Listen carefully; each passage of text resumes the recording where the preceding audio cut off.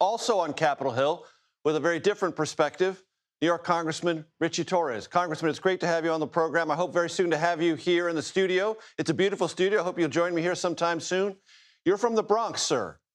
Talk to me about your district and its unique relationship to Medicaid and the implications for those in your district in this legislation.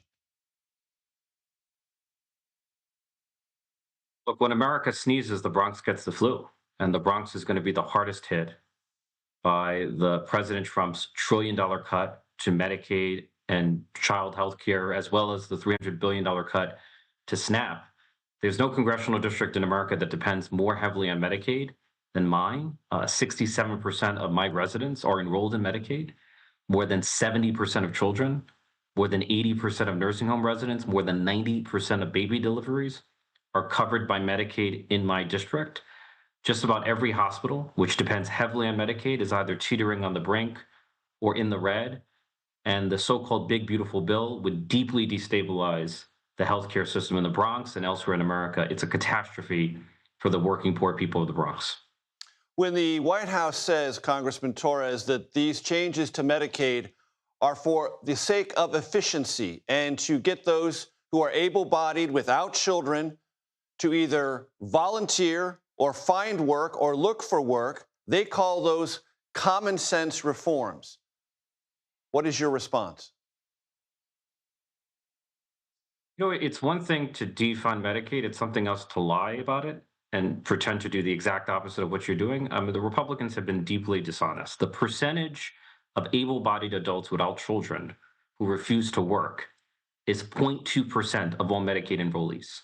The largest category of people who benefit from Medicaid are children, right? In New York State, the elderly and the disabled make up 20% of enrollees, but 60% of Medicaid spending. So the Medicaid program overwhelmingly benefits those in greatest need, the young, the elderly, the chronically ill, and the disabled. So make no mistake, a $1 trillion attack on Medicaid is inevitably an attack on the most vulnerable people in our society.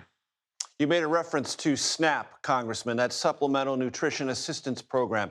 It used to be called food stamps. What does that mean in your district?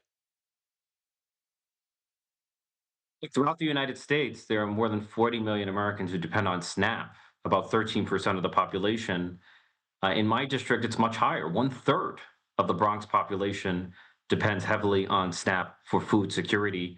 And the problem with SNAP is not that it's overfunded. The problem is that it's chronically underfunded. The maximum SNAP benefit over the course of a month is about $292, which amounts to a daily SNAP budget of $6. Like a single meal can easily cost more than $6. A cup of coffee from Starbucks or Dunkin' Donuts could cost more than $6. And keep in mind, over the last 4 years, American families have seen a 25% rise in food prices. And so if you factor in the impact of inflation, the impact of the 20 to 30% budget cut proposed by the Trump administration and congressional Republicans, we're talking about $3.15 a day in SNAP benefits. That's barely a dollar for each meal if you have 3 meals a day.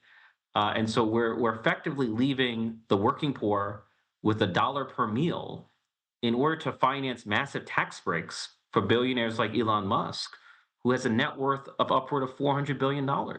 I cannot imagine a greater betrayal of working people than to starve the working poor of the Bronx in order to finance massive tax cuts for the top 1%. Congressman, let's talk about New York City politics. Zohran Mamdani describes himself as a Democratic socialist, won officially today the New York City mayoral primary. Would you support him? Do you support him? Or is he part of what you have on podcasts and elsewhere described as the recent radicalization of progressive politics?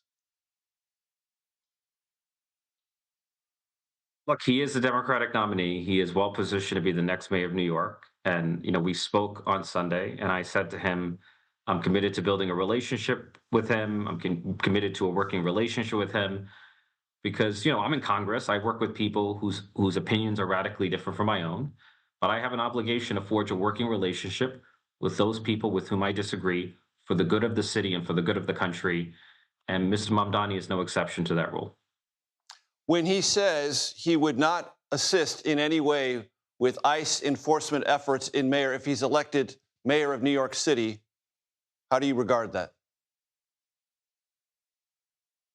Look, I generally agree. I mean, if you are a law-abiding, undocumented immigrant who's been rooted in the community for a long time, who's been contributing to society, then you should be protected from deportation. But if you pose a public safety risk, if you're a violent offender or a sex offender, then I would favor cooperation under those circumstances. And that's the law of New York City.